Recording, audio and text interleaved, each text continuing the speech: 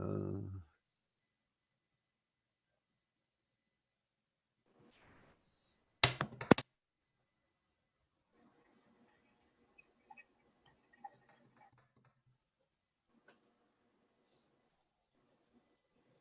Boy, it's chugging. There it's going.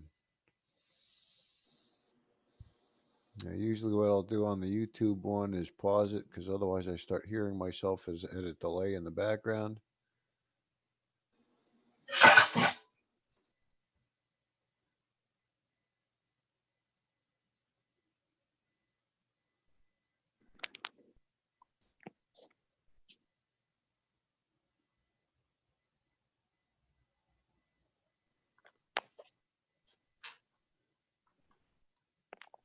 All right, if there's any sound on there, I can't tell.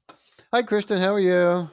I'm doing okay. How are you this evening? Good, good. It looks like we're about ready to start here. So I'm going to quick open up my little recent folder. I don't see anybody else in at the moment besides you and I, but of course, recording for posterity and live out to YouTube. So we will start as we always do that with our disclaimer that all of our meetings are an environment of education and awareness and are not an open market for the sale, purchase, or distribution of cannabis. We do not encourage or condone illegal behavior of any kind. So I want to welcome you, Kristen, for joining me at the moment, and anybody who may join in as we go along or watching later on on YouTube. Well, I got a weird little squeak in my in my throat. All right, I'm going to close that document up. And 7:03, we've officially started the June meeting. Let's see if I can remember what month we're in. That's Of the July. of Lowcountry NORML on every third Thursday. Every I can't even remember the day. Every third Tuesday of the month. Um, let's see here. I actually want to quick switch screens, get away from this YouTube channel, open up my email. I saw an email come in from National just a little while ago. Uh, Oh, I like that. Pro tip. Actually attach a file when you intend to attach a file. So let me see what the rest of this said. Um, oh, okay. Where's the file that's attached? Ah, there it is.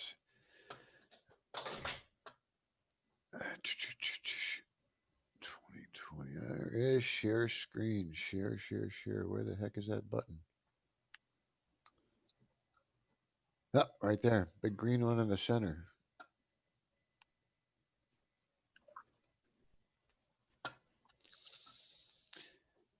This I just got from Normal National a little bit earlier today. I'm going to back out of this 1 second. This came in from Justin Streckel, who's our political advisor or director at National. Um, and in essence, the email talks about um, the 2020 normal candidate packet. And basically, it's for our records. It's not something that we're necessarily disseminating and doing blasts out to the public at this point. This document, as it says in here, is a great tool uh, to share with any and all allied candidates that are running for office. Can you hear me? Okay. Mhm. Oh, okay. That was just a strange ding. Oh, maybe we have somebody trying to come in. Let me look here to see if that's what the case is. It is. I'm going to go let them in and then go back to my share screen. All right. Let me go back to the share screen. Doop. All right. So this is really to be shared with aligned candidates, candidates that actually support cannabis, um, that are running for office to provide them with talking points, polling, or sample language for their website and stump speeches. Um, if any organization in our states are having candidate trainings, they'd be more than happy to participate to ensure that our aligned allied candidates know how to address the cannabis policy. Um, I must admit, I'll probably reach out to Justin and also see if he's been in contact with Jamie Harrison's office, because he has actually spoken out positively now in the past week or so, uh, for legalization, and he's running against Lindsey Graham. Um, This also, as it mentions, is just a reminder to utilize Smoke the Vote, which is, let me see if I can drop this down just so I can find it. This is NORML's Smoke the Vote page. It is, if you look up here at the address, vote.normal.org. You can come on through, click on whatever state you're interested in. Of course, for us, South Carolina. And what that will do is that'll open up this document that's going to show us what races are actually going on. And here as a good example, Lindsey Graham, jail time for possession, wants no medical use. He is against cannabis. Here's Jamie Harrison, wants to tax, regulate, decriminalize, wants medical use. Um, Down below, you'll see that we've got Nancy Mace, Joe Cunningham. Um, And also on this document, you'll notice there's other candidates that are running. I don't even know who some of these are, but it'll ask the question, know this candidate's position on marijuana? Tell us. And somebody can click on that. It takes them out to this form. They can fill out this form and tell us a little bit more about Bill Bledsoe and his position on cannabis. Um, Actually, I just went in and updated some of the Jamie Harrison information earlier this week after his statement was published. And you'll see there are a lot of Senate races and not a lot of positions that we know of. Um, so that's something hopefully we can work on. Again, anybody who's watching, reach out to legislators in your district. See if you know anything, let us know. Fill out this form. Let us know, because as I've mentioned in other types meetings, like this past Sunday's meeting, I am an issue voter, and I vote on the cannabis issue. And if I know that a legislator is totally against ending prohibition, they're not getting my vote. If they've got an inkling that they're leaning toward, I'm more likely to vote for them. If they're outspoken about their want to legalize, they're probably going to get my vote. I don't care what side of the aisle they're on. Um, so anyway, that is Smoke the Vote. That was sort of just something I wanted to bring up because that was just as you could see, I got that in my email less than an hour ago here. Um, I'm going to stop that share. So that is a project we can kind of work on, and we'll bring that up at our at our Sunday meetings, our weekly meetings. See if we can get some other people out there in the state to participate. Uh, I was on a national call earlier today with national. Um, we've been getting pretty steady, about 25 to 30 chapter leaders or chapter members.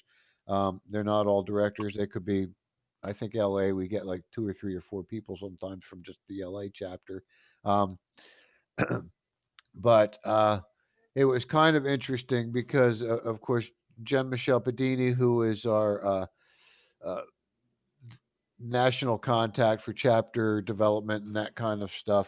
She's also the director of Virginia NORML.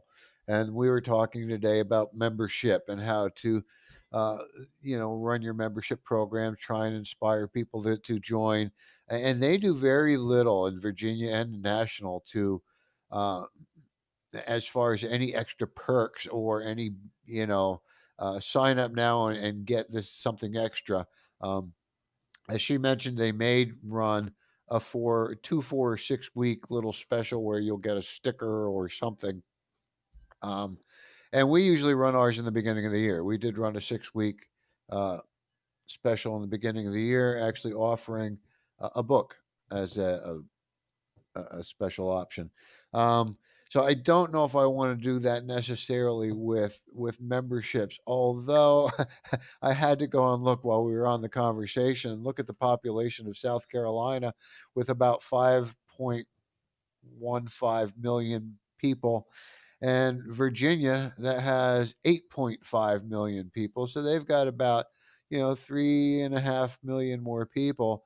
And then I looked at the Facebook pages of both our page, where we have approximately, oh no, I'm fibbing. I want to go back to mailing list. She happened to share with us their mailing list, not the whole list necessarily, but their account.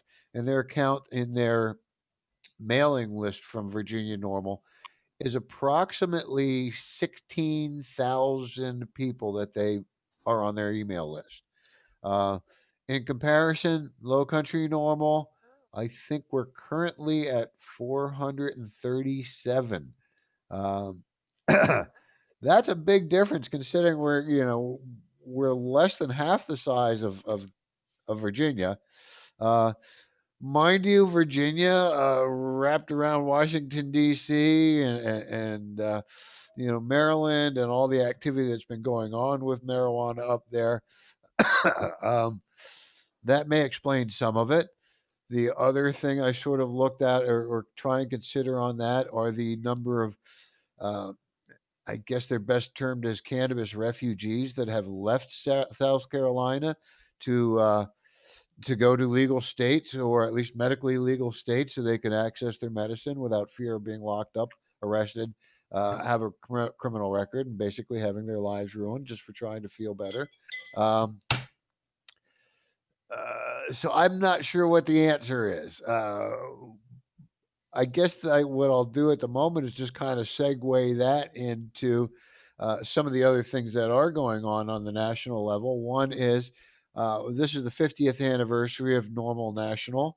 Um, they, I think, actually filed their paperwork in 1971, but they formed their group in 1970. And as we know from when we formed our organization here just this few years ago, you can form your nonprofit and you still have I forget if it was 23 months, or it was a pretty good amount of time to actually file your paperwork. Um, they did theirs quicker than we did ours, actually. But with that, they have come up with a bit of a redesign on National's website, all of their branding, actually. I'm going to pop this up here in front of the camera a little bit, and you can see on this bumper sticker this little mark, what's considered a service mark. Uh, I had to go look that up the other day because somebody said service mark, what the heck is that? It's like a trademark, except if you're not selling a product item, you're just providing a service, which is pretty much what we do. It's now called a service mark. Um, this is basically kind of added to their new clean design. They've also given us colors to use. There is the green, the black. There is a tannish gray color. Um, we can use white as a background. Actually, this color black, they've named it NORML black, and so we have actually the oh, I forget the name of it right now, but the numbers that we need to dial in to get the specific colors. Um, so what we've done is we've created a new bumper sticker, and we've created a couple of smaller little. This one's kind of an iridescent little. Where's my camera? Sticker.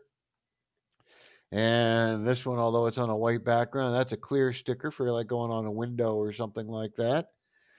We still have a couple of our classic style bumper stickers left, our little mini bumper stickers. Again, when we run out of these, we probably will not be renewing these. We'll at least modify them to kind of tie in with the new branding.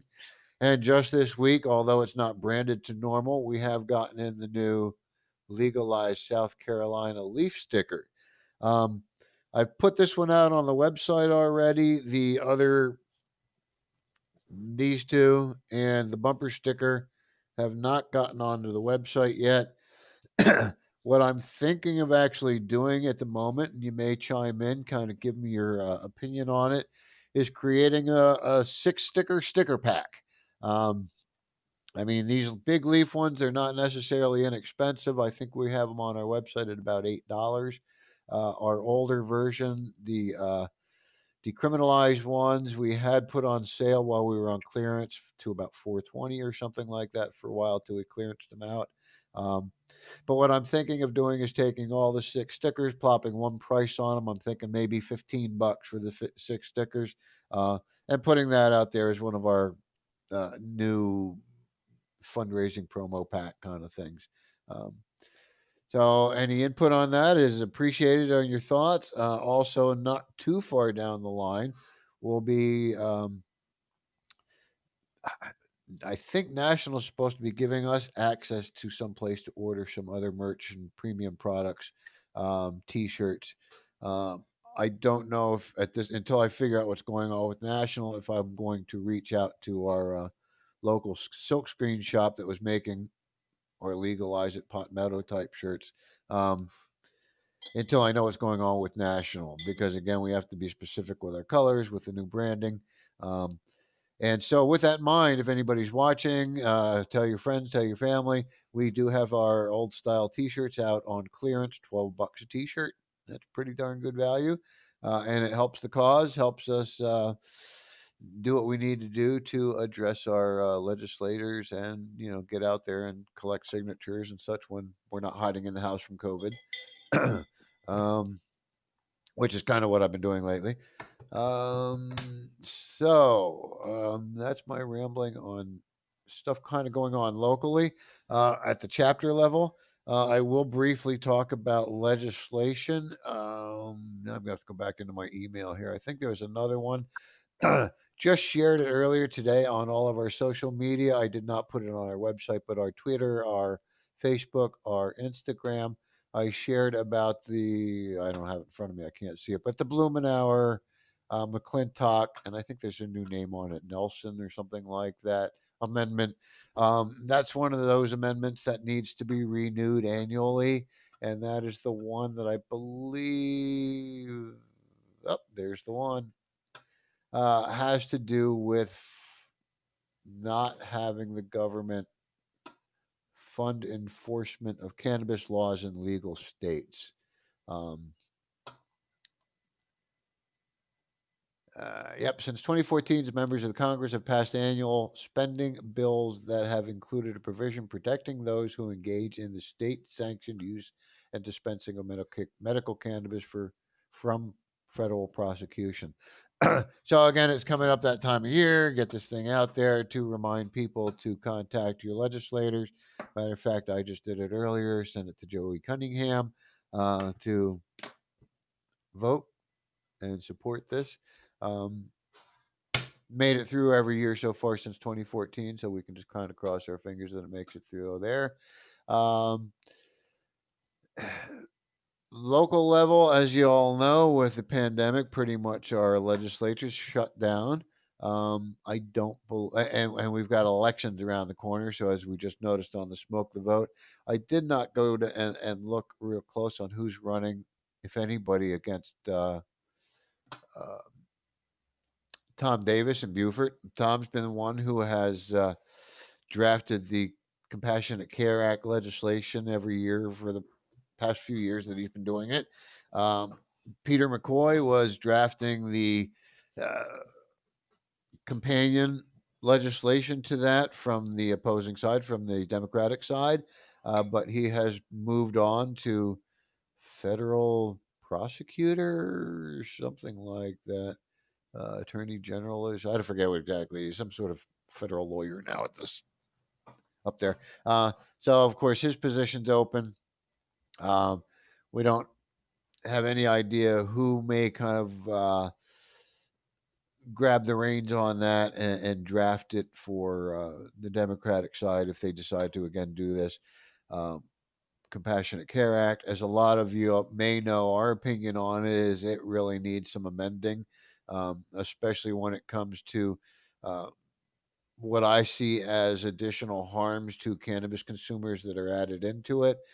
Some of them are simple enough as uh, somebody's caught with some cannabis, and if they would happen to say to an enforcement officer, "Oh, dude, that's my medicine," the officer could interpret that as the person claiming to be a patient. And if you claim to be a patient and are not, they charge you an extra $1,000 fine if you're caught with it. and there was another one along that same kind of lines, um, adding another, $1,000 fine. And then, of course, the big one to many of us is that the distribution of the tax revenues that are produced from a medical marijuana plan, if it were initiated here in South Carolina, 50%, that's 50, is allocated, is targeted to be distributed to SLED, which is the South Carolina Law Enforcement Division, and the 46 county sheriff's offices throughout the state. That's 50% of all the tax revenues generated from this program are would be legislated to be distributed to law enforcement. Um, I brought that up to a legislator at one point, claiming it was extortion payments, bribery payments, and he went, "Oh no, they need that money for implementation." I don't buy that in the least. Um, I don't have any knowledge of exactly what's in the other states' uh, legislation. I should probably look into it. I should probably know some of that, uh, but I'm sure none of them are offering 50% of their revenues generated from the taxation of this to their enforcers.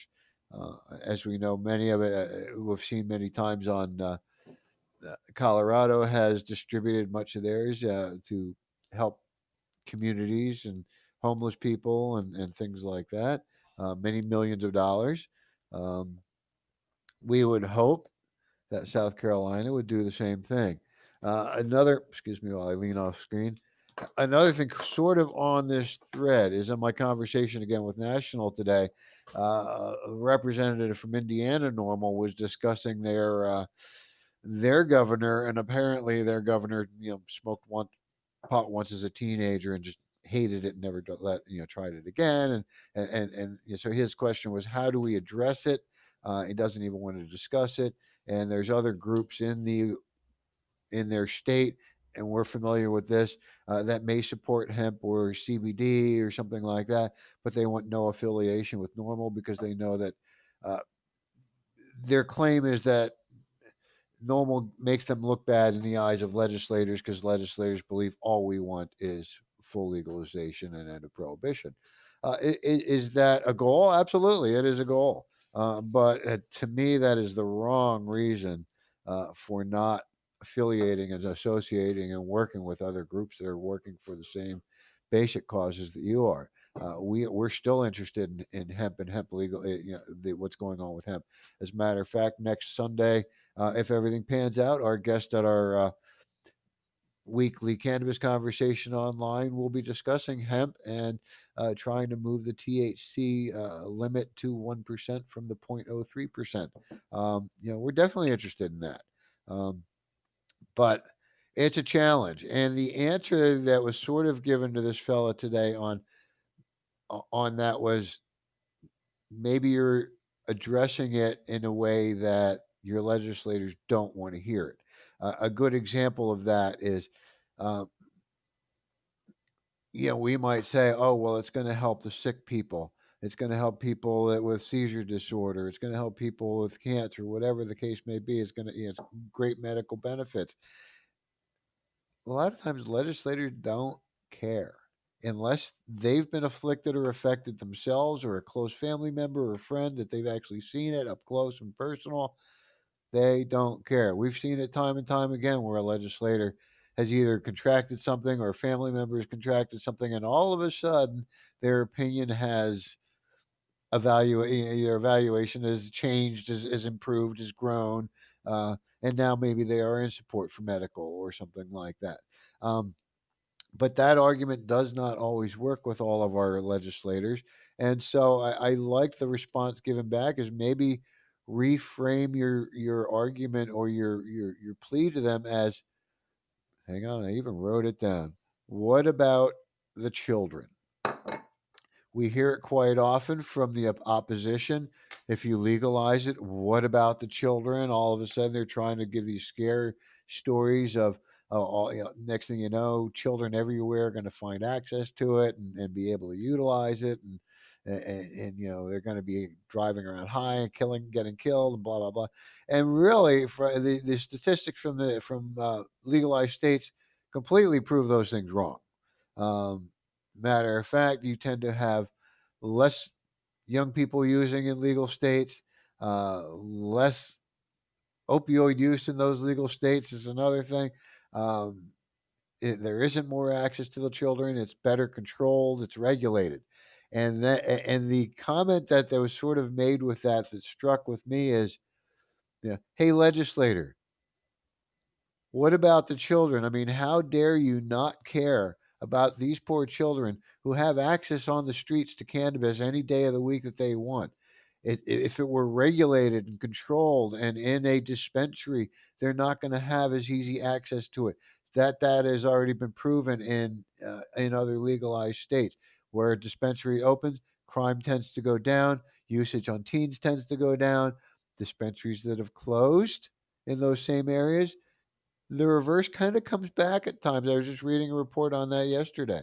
Um, so yeah, what about the kids? You're really better off and a more responsible legislator by regulating cannabis in your state and helping to protect our children than just letting it flow freely in the black market, which, as y'all are listening or watching later on, know that happens. Uh, I think one of my complaints sometimes have been, I'm so old I don't know where to get the weed. You have to talk to the high school and college kids to find it.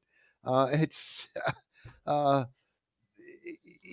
so our children. What about the children? Probably have easier access for it with to it now, and our patients that really need it don't.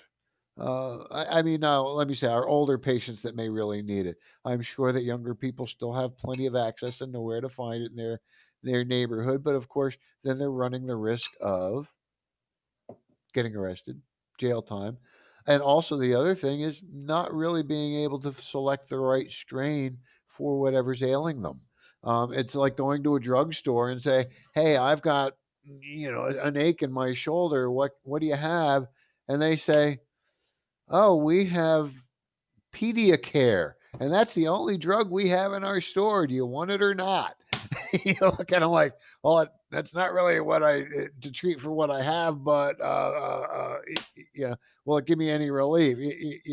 Um, and that's what going on the black market is. It's not like going into a dispensary, being able to select your strain, saying I'm looking for a hybrid that's sativa or indica dominant, or something along those lines, or people who may not like to smoke or have issues with smoking, they don't have that access to readily made of edibles and things like that, or tinctures for vaping, or all of that stuff. They don't have it available. Instead, it's flowing unregulated on the black market, more readily available to our children. Um, so I found that a very interesting. I'm starting to ramble again, but I found that a very interesting tactic, I guess, would be is to take their argument and turn it on its head and ask them the same questions. And mind you, we need to back that up with the data.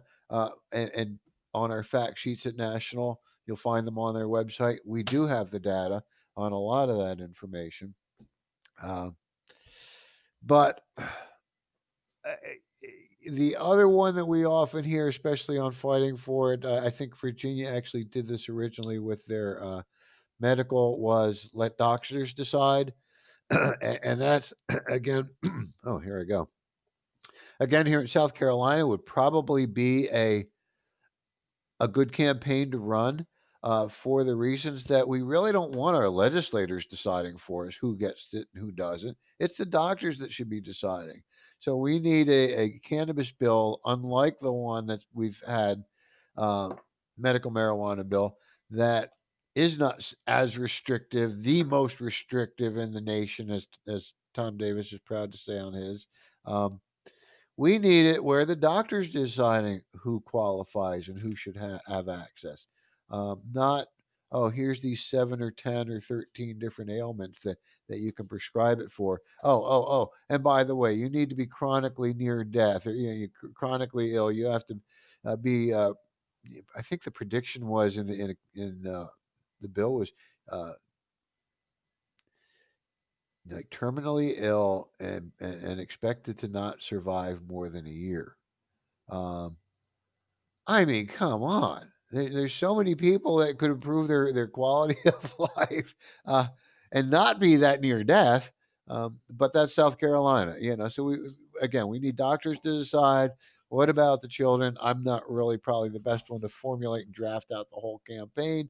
Uh, and that just segues me into um, I did get dropped into my national folder today an updated version of bylaws, an updated sample of the bylaws that they've been giving the sample out for a couple of years, but apparently it came out after we formed. Um, I'm going to go ahead and review those in the next couple of days here. We are in the process of restructuring here at Lowcountry NORML. We are looking for uh, volunteers that are willing to be board members and make that commitment to help us steer this organization and help us in fundraising. We're also looking for non board volunteers. Specifically, I'm looking for someone that can act as a volunteer coordinator and help us develop some volunteer programs. I, from time to time, have people contacting me saying, "Hey, I want to help. What can I do?" And many times I'm kind of at a loss, especially since we haven't been out and actively setting up our booth anywhere. Um, so any input and help on that, I definitely could use. Um, I don't think I have our website open in front of me. Let me look here real quick. Oh, geez, I'm pushing the absolute wrong button. I don't want to push that button. Go back. Um, I didn't.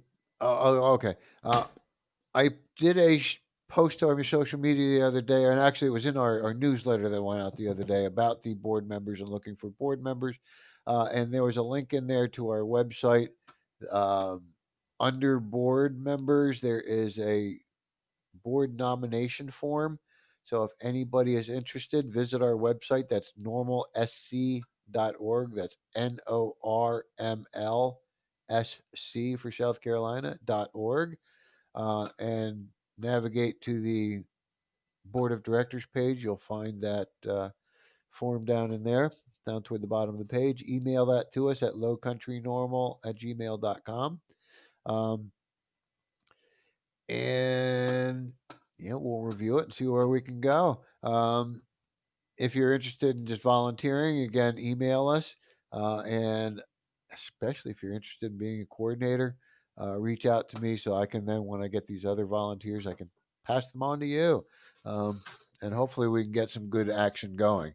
Um, the other thing I will briefly mention here, again, we've been, I think we're now about 6 weeks or so into the weekly South Carolina Cannabis conversation. So if you're watching now or watching later and you say, hey, that sounds kind of fun, it's every Sunday, 7 p.m. Um, Pretty sure that link's on our website, but I usually share it out on Facebook as an event. Also, we'll share it out on Twitter and Instagram as we get close to the day that it's going to be. Sometimes on the same day, so check that day.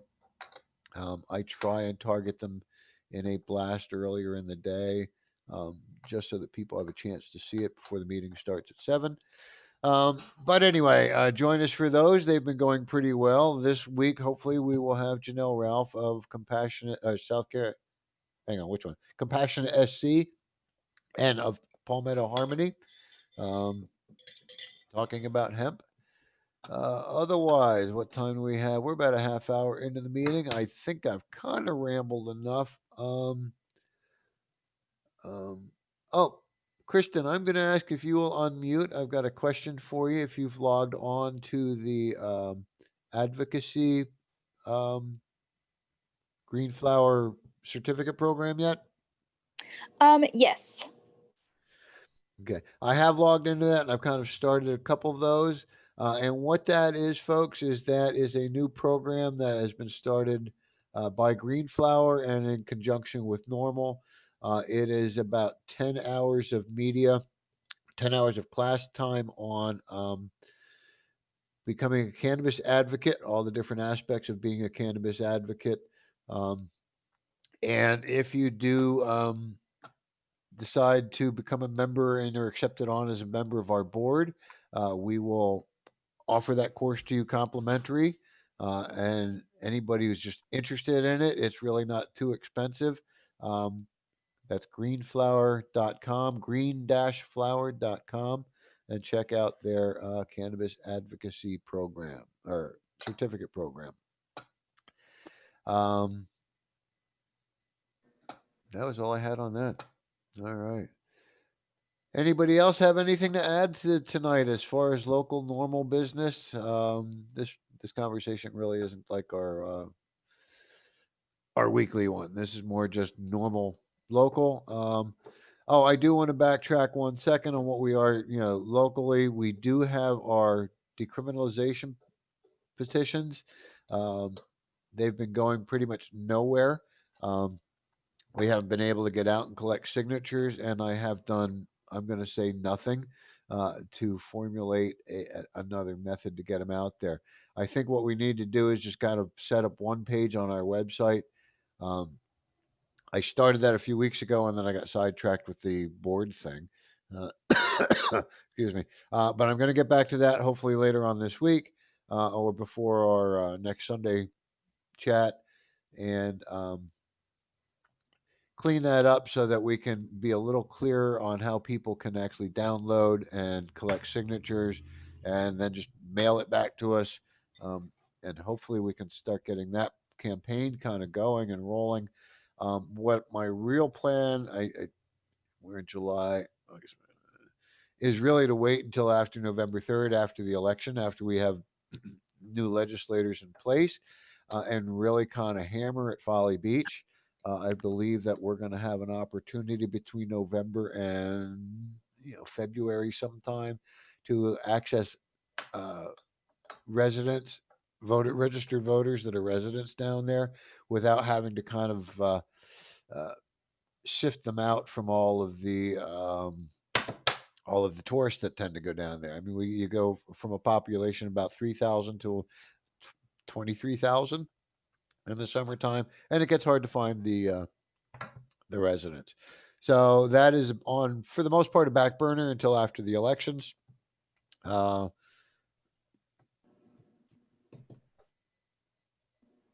but as far as City of Charleston, we may want to again look at that as the schools start opening up. I'm assuming that the colleges are probably going to go back somehow or another, and we're going to have students back at the College of Charleston. I don't know.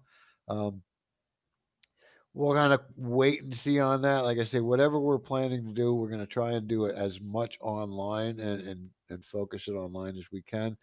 But it's just a situation where physical signatures are required for this program. We can't do an online petition and have people say, "Oh yeah, I want decriminalization in the city of Charleston or Folly Beach or whichever one," and do it with electronic signatures. And I mean, if any of y'all know have a lawyer friend that can help us maybe try and fight that, I know that they did something up in Ohio, and then it was appealed, but I think it still ended up going through. Um, if we could do it by collecting electronic signatures, I think we'd have a whole lot easier process. But they don't want to make it easy on us. No. Anyway, that is my ramble for the evening. I'm going to just kind of take 2 minutes here and open it up to the floor. If anybody has anything they want to chime in or ask me about or suggestions, I'll hang out here for a few minutes. Um, Otherwise, I want to thank you all for spending some time with me tonight. And again, if somebody's watching later, don't forget, visit our website, normalsc.org, um, and follow us on our social media. Thanks again for spending some time with me. We'll see you all for this meeting next month, and hopefully on Sundays at 7 o'clock for our South Carolina cannabis conversation.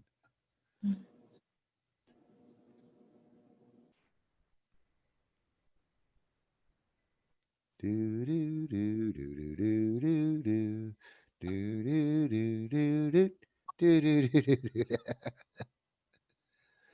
I guess one thing that I could say really quick, Scott, is I did really like the sticker idea, doing like the packs of stickers. So I was curious, like when you would think that we would be able to start selling those. Um, pretty soon. I had to look at how I wanted to ship them because this one sticker is so long. I'm probably Hmm. gonna have to use a 9 by 12 envelope. I may have to put a little cardboard or something to stiffen it. Um, and those I think ship at, of course, higher than a standard envelope rate. Um, but really, I think all I need to do is get a picture of them, snap a picture of them, get it online, and do it. And I'm just going to snap one picture of them all together. I've had them sitting out on my dining room table for a week now. I just, when I think about it, I don't see a light enough space. There's a good spot near my back window where kind of northern light comes in the daytime without any harsh sunlight. And Mm. uh, and by the time I think about it, the sun's moved around to that window, and the harsh sunlight's coming in. I'm like getting glare. So yeah, it's just I've been dragging my feet on it. I should have those out in the next couple of days. What did you think on the price point for all of them? Do you think 15 is too much? Do you think that's a reasonable price? I mean, I feel like it's pretty reasonable. I would say we would want to just check and see like if we were to purchase all the stickers individually as of now, what that would add up to be, because obviously like we wouldn't want it to be more than what that price would be. Right, right. Yeah, and that's something I was playing with the other day, and like the little stickers, I wasn't sure what price we had on them at one point. So yeah, on the 6 pack, I'm somewhere between like 12 and 15. So I'll nail that down in a couple of days when I get the picture, and then we'll get them out there. Sounds So, good. all right. Well, I think then that's it for tonight. I do see an iPhone. I'm thinking that's my buddy Jackie. I hope it is. Jackie, thank you for joining us tonight. Um, otherwise, everybody, we'll see you Sunday at 7, and then the third Tuesday of every month for these normal meetings. Thanks again. Bye bye. Thank you so much.